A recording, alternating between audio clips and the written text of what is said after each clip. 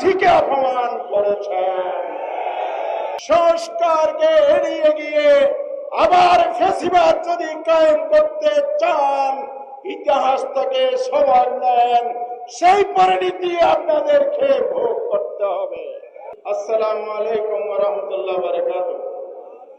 সংগ্রামী ভাইরা আমার, আমাদের অনেক সংসদ সদস্য এখানে আছেন। ঢাকা মহানগরীর আমি দক্ষিণের নুর ইসলাম বুলবুল ভাই এবং অন্যান্য সদস্যগণ এখানে আছেন। আক্তার সাহেব আছেন এনসিপির, ওনারাও রাজপথে সামিল হয়েছেন।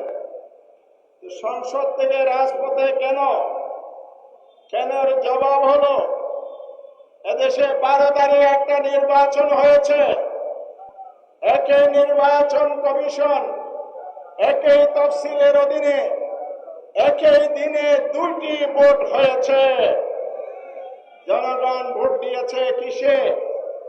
একটা হলো জাতীয় সংসদ গঠনের জন্য, দ্বিতীয় ভোট দিয়েছে সংবিধান সংস্কার পরিষদ গঠন করে সংস্কার বাস্তবায়নের জন্য। নির্বাচনের পর নির্বাচন কমিশন 2টি শপথনামা সরবরাহ করেছে নির্বাচিত সদস্যদের উদ্দেশ্যে।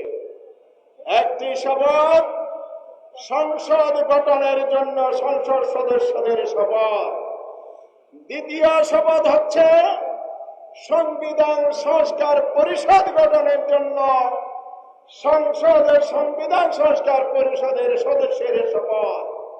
এই 2টি হলো যমজ সন্তান।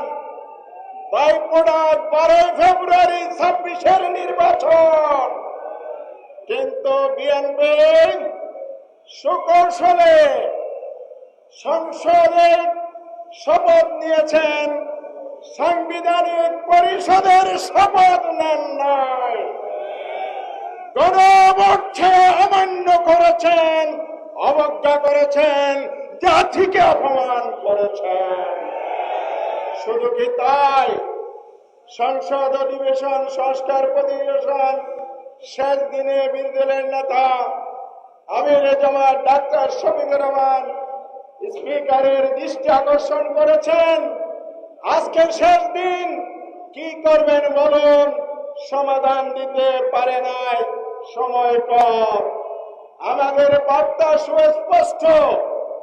আমির জামাত 11 দলীয় শীর্ষ নেতৃবৃন্দ মামুন ভাই, আব্দুল কাদের ভাই সহ সবাই মিলে যে ঘোষণা দিয়েছিলেন, আমরা বাংলাদেশে ইতিবাচক রাজনীতি করব, সেটার অর্থ হলো সরকার যদি সংস্কার করে, জনস্বার্থে কাজ করে, সহযোগিতা দেব।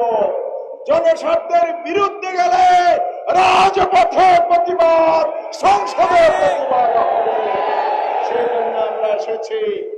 আজকে আরেকটা জঘন্য ঘটনা সংসদে ঘটেছে। গতকাল সংসদে যে অধ্যাদেশ উপস্থাপন করেছে, অন্তর্বর্তীকালীন যে 133টি অধ্যাদেশ অনুমোদন দিয়েছিল, সেখান থেকে 20টি অধ্যাদেশ বাদ দিয়েছে।